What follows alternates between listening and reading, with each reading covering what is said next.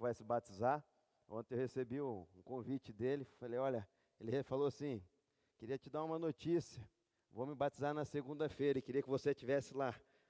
Né? Então é gostoso isso daí, né? Você vê uma pessoa que às vezes cresceu junto com a gente, né? Conheceu Jesus e hoje está tomando a decisão de se batizar, né? Descer as águas, né? Ô, ô, irmão, pode sentar aí, você. É, Deus fez um milagre na vida dele, né? Só de ele estar aí pé tocando aí, né? Semana passada estava quase morrendo com a pedra no rim, né? A gente fala isso porque nunca teve, né? Mas diz que é feio o negócio, né? Mas graças a Deus, eu estava vendo ele louvar o Senhor ali, e eu fiquei feliz, porque quem vê ele semana passada e quem vê hoje, né? Isso é um milagre da parte de Deus, né? Deus faz essas coisas, irmãos. E eu não sei como que as pessoas lá fora conseguem viver sem esse Deus, sem esse Jesus, né? Quando está o problema, vai recorrer para quem? Não tem o que fazer, né? Esses dias ontem, eu estava compartilhando com o irmão a respeito de missão na África. Quantas vezes eu já vi missionário vir ministrar e postar um vídeo, às vezes, da missão dele no projetor, e falar assim, ó, esse irmão já não está entre nós, morreu de malária, o outro morreu de outra coisa. Falei, meu Deus, e tudo pessoas novas, né? Então, quando você vai para a África, não tem outra coisa. Se o cara não tiver Jesus, é problema mesmo, né? O cara, ou ele depende de Jesus e não tem recurso médico lá, infelizmente, né? É, e eu lembro que uma vez um pastor veio pedir oferta para ir para a África, eu falei, tem tanto missionário na África, né? Mas tá bom, eu dei uma mãozinha, né? Não ajudei muito não. E na mesma semana eu ganhei um livro, na época minha pastora, que era um dos maiores evangelistas, Tommy Lee Osborne. Ela tinha encontrado aquele livro numa lata de lixo, olha como que pode. E me deu. Né, eu li ele em um dia, aquele livro, que ele falava a respeito de evangelismos assim, 50 mil pessoas em estádio. E na África, há tribos que acreditam que quando você faz alguma coisa de errado, não tem solução. Então a pessoa tem que se enforcar. E existem árvores que você passa assim, diz que é normal ver pessoas penduradas lá, né? Então por isso que ele pregava Jesus e era necessário, sabe? E esse pastor que eu ajudei para a África, ele achou que às vezes ia ser fácil, mas não foi fácil não, pastor. Diz que ele chegou, só teve comida boa quando chegou em Joanesburgo. Depois que entrou lá para dentro, diz que os irmãos andavam 40 quilômetros para adorar o Senhor. Culto de 5, 6 horas, praticamente só de louvor e adoração. E ele falou assim, no final do culto que ele havia ministrado, o pastor falou para ele, ó irmão, você vai ter que dormir aí em cima, né? Nós não temos lugar para te hospedar, e a igreja não tinha um teto, era meio palha assim, ele dormiu 3 dias em cima do altar, porque não tinha outro lugar para ele dormir. E banho, acho que foi uma semana sem tomar banho. Então, meus irmãos, não é fácil não fazer missão, né? Então, quem tem esse coração voltado para isso, é de Deus, né?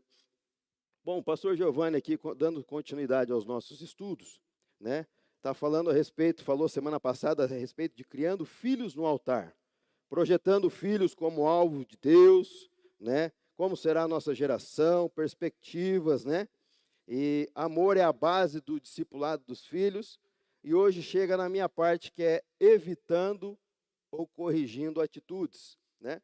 E eu queria convidar você que está com a sua Bíblia, a abrir em Provérbios 22, capítulo 22, versículo 6. Vamos falar a respeito de filhos hoje. Muitas vezes, irmãos, a gente acha que está fazendo certo, sendo que, na verdade, nós estamos fazendo tudo errado, né? Interessante é que quando tem algumas ferramentas que você possa, igual essa é uma ferramenta muito boa, né? É o livro aqui que a gente fala, Alicerces, né? Liderança para a última colheita, de Danilo Figueira. Mas se você tiver oportunidade também de cursos, como de casais, casados para sempre, pais para toda a vida, esses cursos são fundamentais para você orientar teu casamento, teus filhos de uma forma certa. Um exemplo. Quem aqui sabia que você não pode bater no seu filho com a mão? Alguém sabia? A mão que você, olha, maravilha, a mão que você faz carinho não pode bater. Hoje não pode, corta isso aí no vídeo, senão eu vou ser preso, né? Hoje a Bíblia orienta o quê? Corrigir seu filho com vara, né? E eu não sabia. Quantas vezes minha mãe não sabia, quantas vezes não apanhei de mão, chinelo, cinta, né? Isso não foi feito para bater. Agora, por que o da vara? Você tem entendimento por que o da vara? Porque a vara nunca está perto. A hora que você está com raiva do seu filho, até você caçar uma varinha, você voltou, você já não está mais com raiva. Não é verdade? Você sabe por que a bunda é carnosa? foi feita para apanhar. Não é para bater nas pernas ou no corpo. Não é com raiva, é para correção. Faça um teste, não precisa bater, só toca 3 varadinhas, que está na Bíblia. Né? Não precisa bater com força. Né? Como que a criança, né, entende a respeito daquilo? Porque é bíblico. E muitas vezes a gente faz as coisas da forma errada porque nos falta conhecimento, não é verdade? Então vamos ler aqui Provérbios 22, capítulo 22, versículo 6. A Bíblia diz assim: ensina a criança no caminho que deve andar, e ainda quando for velho, não se desviará dele. Feche seus olhos, vamos orar mais uma vez. Pai, em nome de Jesus, a Tua palavra já foi lida nesta manhã, Deus. Deus, que o Senhor já venha ministrar através do Teu Espírito Santo, em cada vida, em cada coração, em cada mente, nos dá renovação da mente, nos dê entendimento a respeito daquilo que o Senhor quer fazer nas nossas vidas, nos orienta, papai, que possamos sair daqui entendendo daquilo que o Senhor queira. Pai, todo mal, tudo aquilo que venha tirar a atenção, ou tudo aquilo que venha confrontar e que não agrada, Deus, tudo isso eu repreendo em nome de Jesus. Mas, ministro, Deus, a Tua graça, a Tua bênção, a Tua paz e a diferença através da palavra, Deus, nesta manhã, em nome de Jesus, também me coloco na posição de servo, enche-me com a Tua presença e com o Teu Espírito Santo, aquilo que é necessário falar, que o Senhor me use, aquilo que não for, faça-me calar, em nome de Jesus. Amém. Meus irmãos, quando a gente lê esse versículo, ensina a criança no caminho que ela deve andar, e quando for velho, não se desviará dele. Essa é uma promessa condicional. O que é condicional? Deus fala assim, ensina no caminho que deve andar e não se desviará. A condição, você tem que fazer algo, né? Não é que Deus vai fazer por você. A responsabilidade é tua, condicional a você. Nossos filhos serão firmes e tementes a Deus, porém a condição é de ensinarmos. A condição é de você ensinar o seu filho. Aí quando você fala a palavra o caminho, não se trata apenas de ensinar o caminho, mas no caminho. O que quer dizer isso? Lado a lado, juntos, né? Convivência, exemplo. Você tem que ser exemplo para o teu filho, caminhar junto com o seu filho. E hoje isso é raro acontecer, essas coisas, né? Antigamente acho que também era. Eu lembro assim que quando eu ouço a história dos mais antigos, né? No caso da minha família, eu me lembro que meus avós como às vezes não tinha estudo na região, enviava as crianças para um colégio interno, né? Isso na época era chique, vamos falar assim, né? Enviava lá minha mãe, minhas tias, meu tio, para ficar às vezes 1 ano, 6 meses sem ver a família, né? Mas na verdade não é isso que a palavra nos ensina. É convivência, é relação, pai, filho, mãe, filho, né? Então não é mais fácil. Hoje a gente vê hoje em dia, é muito mais fácil você levar seu filho no colégio de manhã, tirar do colégio, depois você enfia ele numa aula de inglês, num judô, num futsal, e fica o dia inteiro fazendo coisas, enquanto o pai e a mãe às vezes estão trabalhando, né? Às vezes tem por necessidade, quando os dois precisam trabalhar, a gente não tem o que fazer. Mas na verdade, quando Deus tem esse propósito, é para você andar lado a lado, ser exemplo, ensinar juntos, né? Isso demonstra relacionamento, oferecer uma vida de exemplo, andar junto. E quando eu falo a respeito disso, eu lembro muito do meu filho mais velho, João Pedro, né? Um filho da promessa que Deus me deu, minha esposa é séria, Jesus curou, e de repente Deus me dá, e quando ele era pequenininho eu passei pouco tempo com ele.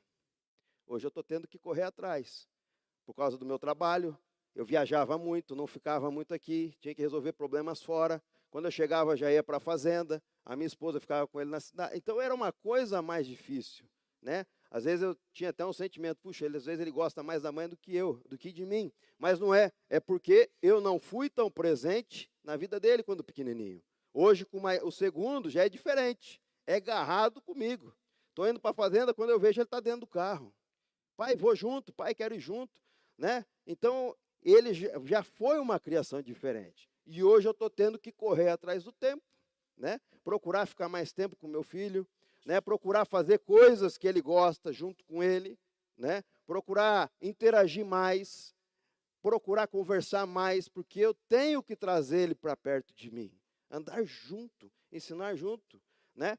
Eu acho interessante que, eu acho muito bonito quando, assim, na minha área, quando eu vejo, vamos falar na agricultura, eu fui ver uma família em Cianorte, ali era o pai colhendo numa máquina, o filho trazendo, a gente fala de bazuca, né? Vai lá, colhe o grão, volta, e o vô e o neto, né, o mais novinho, o filho dele, no caminhão entregando o grão na cooperativa. Que coisa mais linda isso, né? Está ensinando a geração a trabalhar, é exemplo, ensinando a como produzir, né? Porque uma certa vez eu vi que essa próxima geração é a geração fraca. Ninguém mais quer trabalhar, tudo é meio online, digital. Nossas crianças que estão ficando no sofá, não fazem mais nada, não fazem uma atividade física. E essa geração provavelmente vai ser fraca e vai ter que levantar uma geração próxima, se Jesus não voltar, mais forte para reerguer o nosso mundo, né? Então, é interessante, estão ensinando, é exemplo, você é exemplo para o seu filho.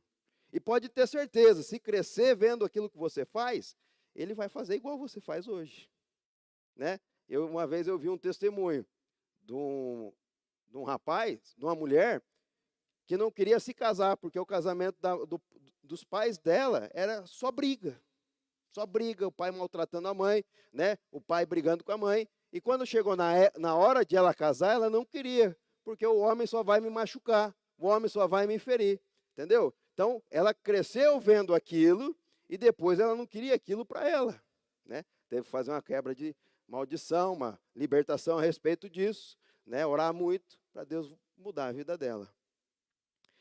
Para isso, precisamos nos policiar em relação às nossas atitudes e convívio humano no dia a dia, que são prejudiciais para que não viemos a comprometer a direção que estamos dando aos nossos filhos, onde vamos estudar algum deles agora, né? Primeira coisa, para você ter um entendimento, a liberação de palavras de maldição. A Bíblia diz em Gênesis 9, 20, diz assim: e começou Noé a cultivar a terra e plantou uma vinha, bebeu do vinho, embriagou-se e achava-se nu dentro da sua tenda. Ora, Cã, pai de Canaã, viu a nudez de seu pai e contou aos seus 2 irmãos que estavam fora. Despertado que Noé, do seu vinho, sou eu o que o seu filho mais moço lhe fizera. Maldito seja Canaã, servo dos servos de seus irmãos. Ou seja, isso aconteceu pouco tempo após do dilúvio. Noé lançou uma palavra de maldição contra o seu filho e a sua descendência. Quantas vezes a gente faz isso e não percebemos? Né? Quantas vezes você lança uma palavra de maldição contra o seu filho e você não entende, na verdade, na hora da raiva, você não consegue entender. Eu me lembro que, né, muito disso é por falta de conhecimento, irmãos. Não é culpa tua. Às vezes, nós crescemos vendo aquilo que os outros fazem, mas não tendo entendimento do que é para nós fazermos. Por isso que muita gente luta quando a gente fala da Bíblia, né? A pessoa a vida inteira ouve aquilo como se fosse verdade e, de repente, quando você confronta, leva um choque. Então, muitas vezes a gente faz coisas que não era para ter sido feitas. Eu vou dar um exemplo. Eu lembro quando minha mãe brigava comigo com muita raiva e falava assim: você sempre vai ser empregado dos outros. Às vezes, você não vai dar certo, você não vai dar nada. Eu já ouvi essas palavras, né? E essa de empregado sempre ficou inculcado na minha mente, né? E eu falava: meu Deus do céu, um dia eu quero ter meu próprio trabalho, não que é ruim, é bom, mas eu quero ser um empresário, eu quero crescer, né? E quando eu fiz um curso de libertação e quebra de maldição, eu tive a oportunidade de fazer com a equipe da Neuza Etioca, tive a oportunidade de ficar uma semana com o Cote, e quando eu tive entendimento a respeito disso, eu cheguei para minha mãe: mãe, eu preciso que você retire algumas palavras da minha vida, né? Fizemos uma oração ali, e ela retirando tudo aquilo que foi falado sobre mim. Por quê? Porque ela é autoridade sobre a minha vida. Então, às vezes, a gente erra porque não sabemos, né? E a partir daquele momento, quando eu tive o entendimento, passei para frente, então a gente tem que orientar as pessoas, né? Às vezes você está entregando, dando legalidade para Satanás atuar na vida dos teus filhos, e você não sabe. E às vezes acontece alguma coisa e você não sabe onde que eu errei, né? Porque às vezes você lançou uma maldição sobre ele, né? Com o resultado disso, quando Noé amaldiçoou o seu filho, gerou um resultado, prevaleceu por gerações, causando desgraça e miséria, que procedem a cananeus, inimigos de Israel, até os dias de hoje. Aquilo que ele fez procede até hoje. Olha a consequência de uma maldição que ele lançou sobre o filho dele. A geração daquele filho foi amaldiçoada. Muitos erros dos nossos filhos são reflexos dos nossos próprios erros. O que aconteceu? Noé embriagou-se e fez coisas vergonhosas. Eu queria convidar você a abrir Efésios 5, 18. Efésios 5, 18. A Bíblia diz assim: não se embriaguem com vinho, porque leva à libertinagem, mas deixe-se encher pelo Espírito. O que a Bíblia está dizendo aqui? Meu irmão, quando as coisas erradas acontecem, geralmente é quando? Uso de álcool e uso de drogas, né? Quando a pessoa está fora de si. E muitas vezes a gente fala, só um pouquinho, não tem problema. Toma cuidado com isso. Porque geralmente quando há briga em casais, quando há briga entre pessoas, geralmente é por causa da maioria, porque o álcool é uma droga social, é algo que é permitido, não é feio na sociedade. Mas a maioria dos entendimentos é ocasionado através do uso de álcool. Então, olha o que aconteceu. Noé estava embriagado, fez vergonha. Seu filho viu a sua nudez que não podia. E logo em seguida, ele amaldiçoa e tem consequências irreparáveis. Então, muito cuidado com isso. Isso provocou um pecado na vida do seu filho. Noé o amaldiçoou. Entenda que o primeiro pecado não foi do seu filho, mas do seu pai. Que na verdade a Bíblia, não se embriaguem com vinho. Cuidado, né? Então, o primeiro erro não foi de seu filho, mas o erro do próprio pai. Porque se ele tivesse tido cuidado, isso não teria acontecido. Vamos lá. Muitas vezes nos irritamos e reprovamos atitudes erradas dos nossos filhos, sem assumir que o nosso próprio comportamento o induziu ao erro. Muitas vezes em momento de raiva, né? A Bíblia diz que quando ficarem com raiva, não pequem. Por isso que a Bíblia repreende a raiva, a ira, né? Que a gente não pode dormir irado ou com raiva. Porque geralmente, quando estamos no momento de raiva, puxa, Noé descobriu que seu filho viu a sua nudez. Quando ele descobriu aquilo, ele ficou com o quê? Com raiva, né? E ele foi para cima do seu filho. Então, geralmente, quando você está com raiva, aí o uso da vara. Quando você vai caçar a vara, você já voltou, já não tem mais raiva. Né? Porque quando você está com raiva, você bate com força, você repreende com força, você faz coisas que você não queria fazer. E depois é difícil voltar atrás. Né? Principalmente palavras. Né? Às vezes uma palavra, eu vou fazer uma brincadeira. Né? Às vezes uma palavra que você dá para a tua esposa, era melhor você ter dado um tapa nela, que era mais fácil você corrigir. Né? Não é para fazer nada disso, irmãos. Mas estou falando que quando você fala algo para ela, ela guarda para o resto da vida. Verdade ou mentira? E quando diz que é para esquecer, foi perdoada para esquecer, no momento de discussão, ela lembra. Né? Aí eu fico questionando, mas você não leu a Bíblia? Você me perdoou. E você fica relembrando isso. Então é perigoso, irmãos. Cuidado com o que você fala, com o que você lança. Às vezes você está irado, irritado, embriagado, né? A gente costuma dizer por isso que é 2 ouvidos e uma boca. E é difícil controlar essa boca, né? Amém. Às vezes você fala para o seu filho, um exemplo, você é um burro, né? Você é um preguiçoso, e assim por diante. Você está profetizando isso na vida dele. Você não vai ser nada, você não vai ser ninguém, né? Você é um vagabundo, e esse tipo de palavras você está dando legalidade para que isso aconteça na vida dele. Né? Então, muito cuidado com que você, os adjetivos que você dá para o seu filho, né? Fala, você vai ser um vitorioso, você vai ser um abençoado e coisas assim, né? Então, quando você está com raiva, fica quieto, não fala nada, corrige, né?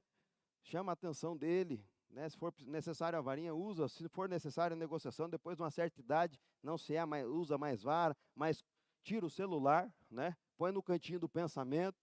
Por isso que é bom, se você quiser fazer o curso de paz para toda a vida, vamos montar uma turma, né, pastor? Tem várias coisas aí. A gente fala a respeito disso, é contrato. Depois de 10, 11 anos, eu me lembro uma vez que meu filho falou assim, pai, eu falei, filho, você está de castigo, uma semana sem televisão. Ô pai, você não quer pegar a varinha, não? Eu comecei a rir, né? Falei, por quê? Não, pai, porque uma semana é muito, né? Você vê como que não precisa bater às vezes, não precisa corrigir assim, né? Às vezes é melhor você chamar a atenção e tirar alguma coisa. Às vezes vai aprender muito mais. Há poder em suas palavras. O que dizemos acerca dos nossos filhos ou para eles está revestido de uma autoridade que o Senhor nos deu. Em Provérbios 18, 21, a Bíblia diz assim: a língua tem poder sobre a vida e sobre a morte. Os que gostam de usá-las comerão do seu fruto.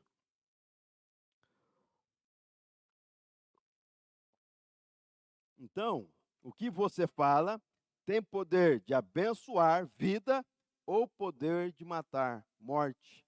Então, cuidado com aquilo que você lança sobre a vida do seu filho. Quando liberamos palavras negativas ou de maldição, quando estamos marcando suas emoções e também estamos dando legalidade espiritual para a ação de demônios. Ou seja, você está autorizando Satanás e seus demônios tocar no seu filho. Quando você fala a respeito de você não vai ser nada, você é um burro, você é desprovido de inteligência, tudo isso você está dando legalidade para Satanás entrar na vida dele. Então, cuidado com isso. E agora nós temos que aprender a usar os nossos lábios, não para amaldiçoar, mas para abençoar os nossos filhos. A maldição necessita de uma causa para encontrar um lugar na vida de alguém. A Bíblia diz em Provérbios 26, versículo 2, como o pardal que voa em fuga, e andorinha que esvoaçava veloz, assim a maldição sem motivo. Justo não pega. Ou seja, se não tem motivo, não pega. Né? Se você conhece Jesus, as maldições foram canceladas, 1000 gerações serão abençoadas. Né? Então, se você não lançar nada que dê legalidade ao seu filho, a maldição não vai pegar, não vai vir sobre ele. Agora, se você der legalidade, né, você está autorizando Satanás a trabalhar na vida do seu filho. Aí eu te dou essa causa, a maioria das vezes são declarações liberadas, autoridades dadas pelos pais. Por outro lado, como bem dizemos, estamos criando espaço para a bênção.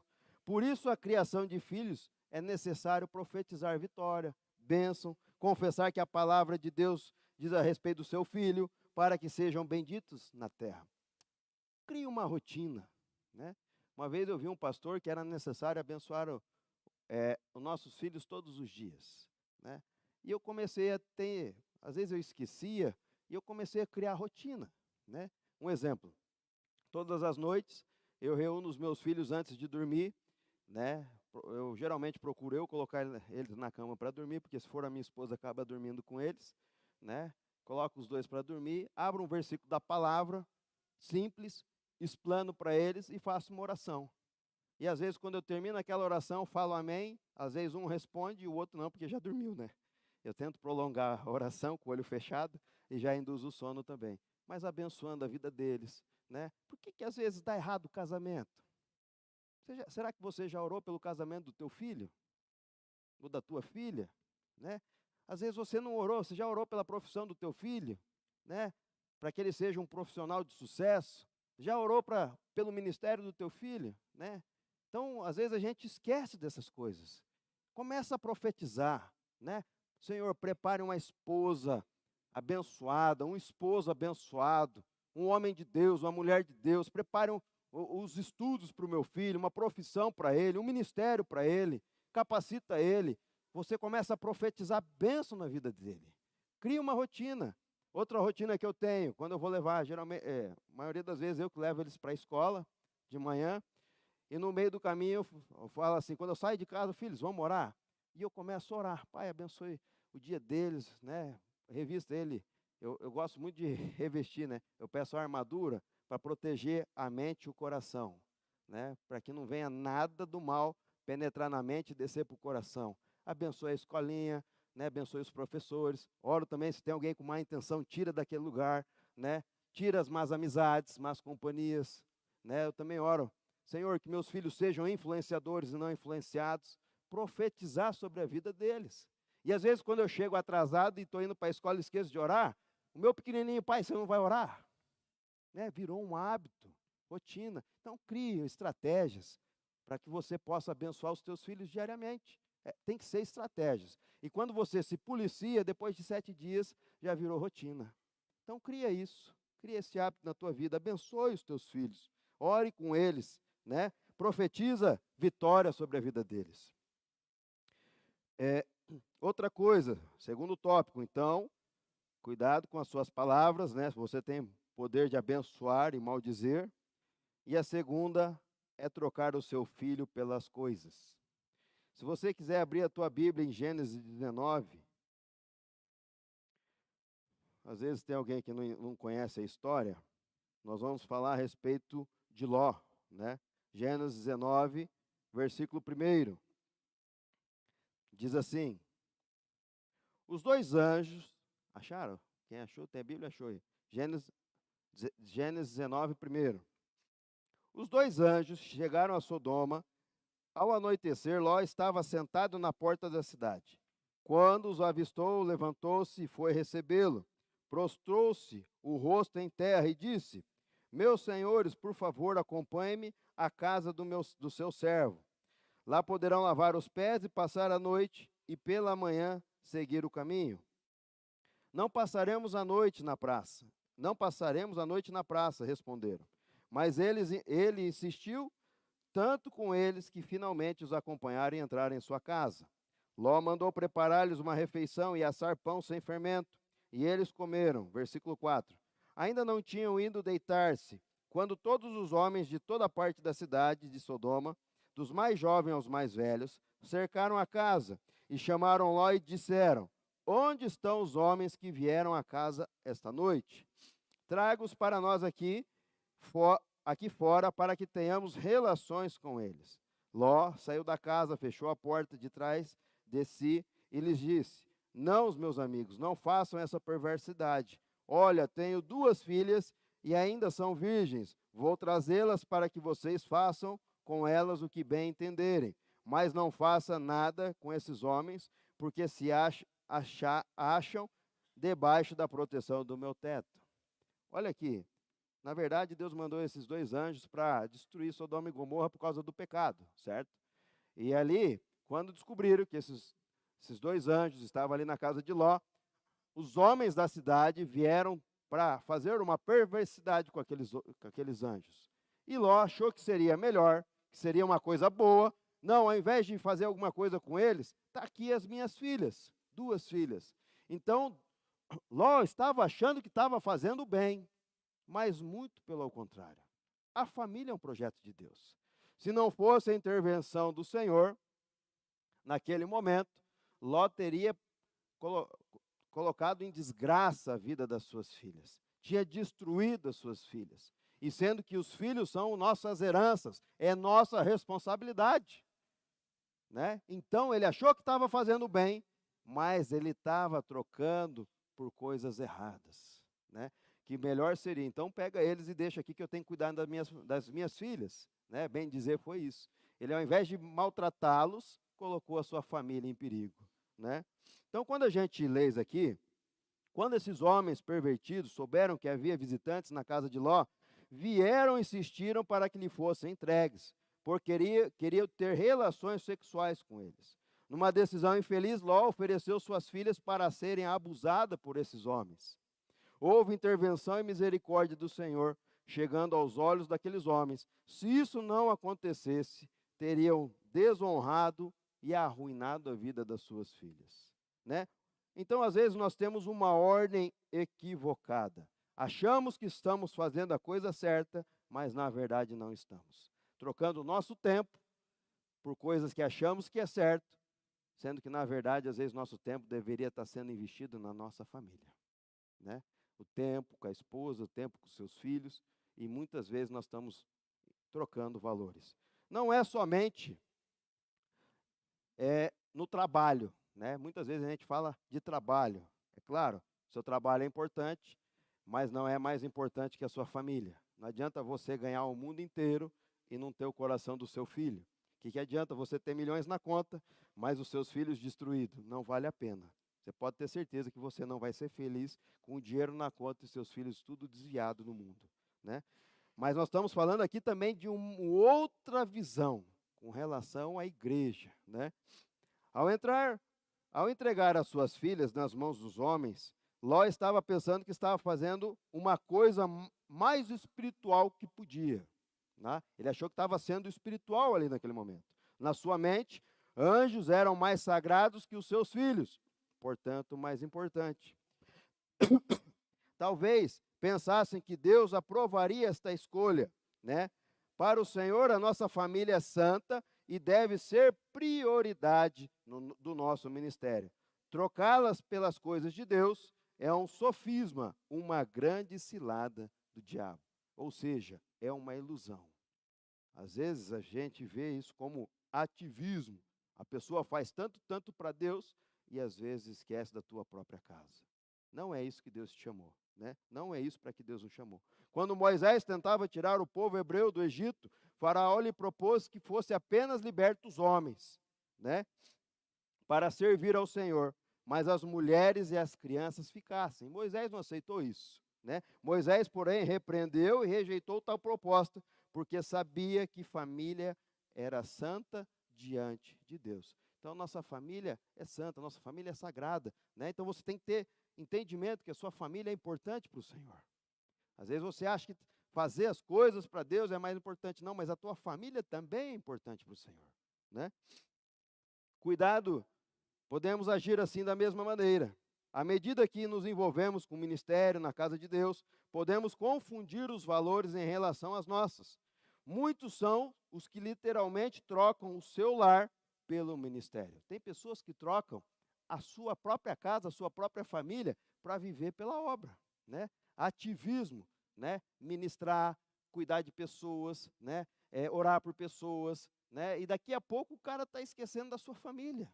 A sua família também precisa de você, né? Estou falando isso tanto de homem quanto mulher, né? Por isso que a gente às vezes olha que filho de pastor não quer ser crente, filho de obreiro, né? Pessoas fervorosas, olha lá na frente, não, crente eu não quero ser não.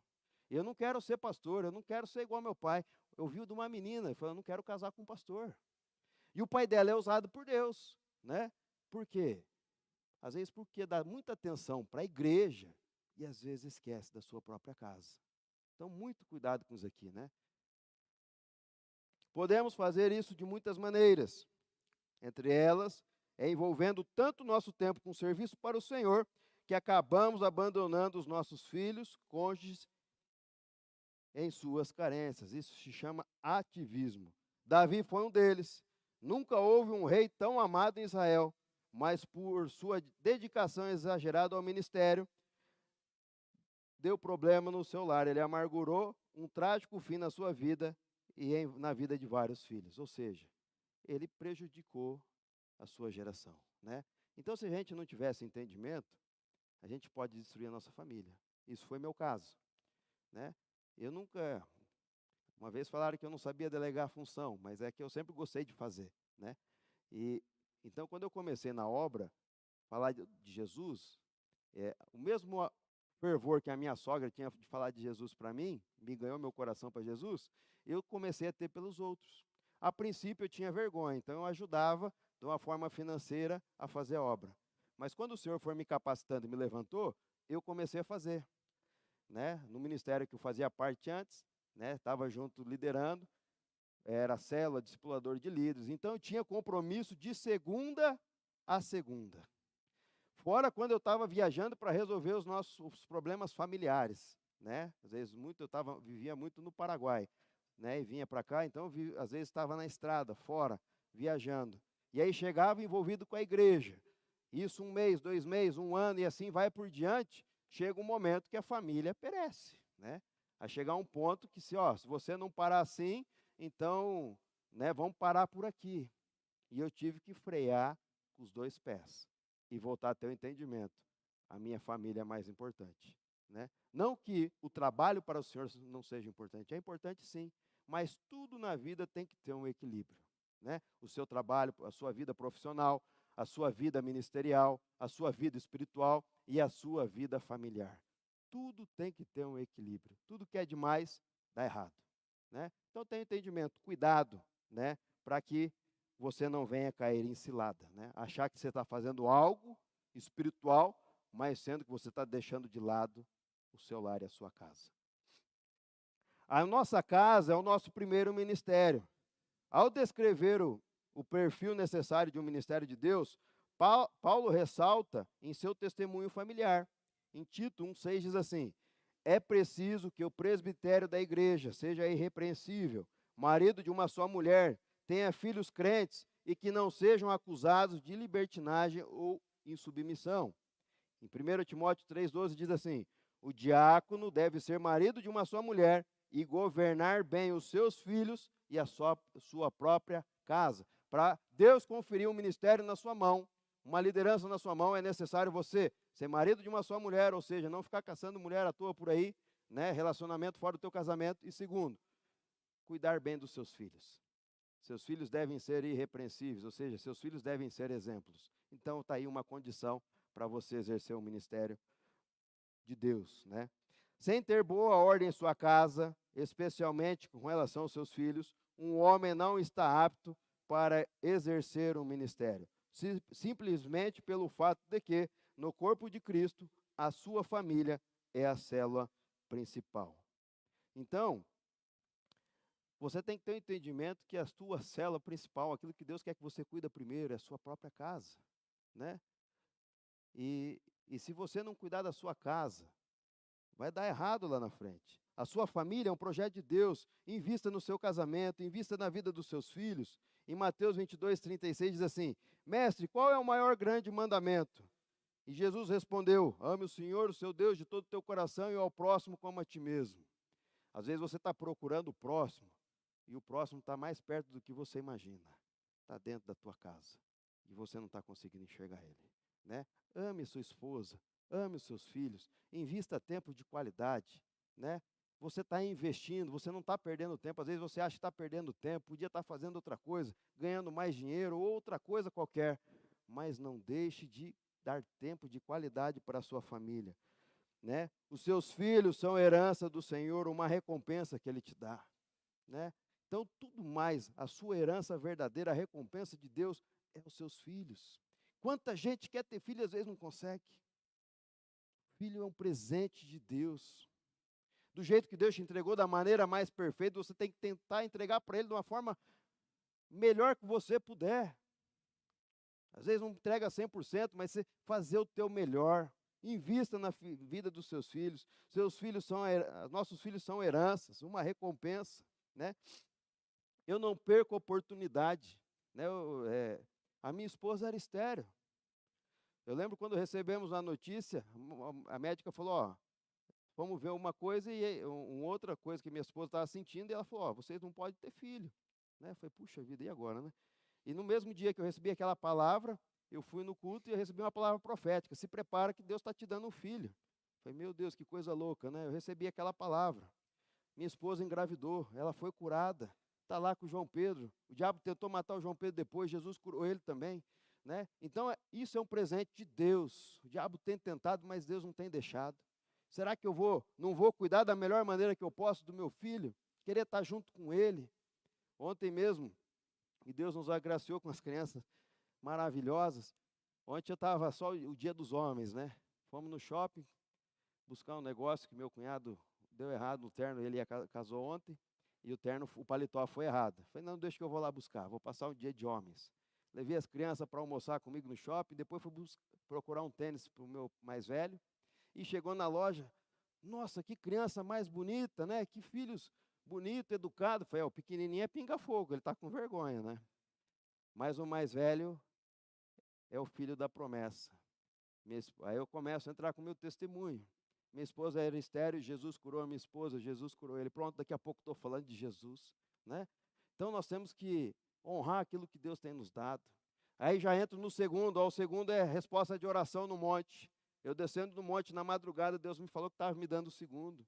E as pessoas ficam impactadas com isso. Aí fica interessada, pronto, daqui a pouco já estou chamando para ir para a cela. É assim que funciona. Mas eu estou te dizendo isso, porque, pensa, os teus filhos são tua herança. O resto são coisas. Invista na sua família. Não deixe o diabo tirar aquilo que Deus te deu. Amém? Vamos ficar de pé? Fazer uma oração.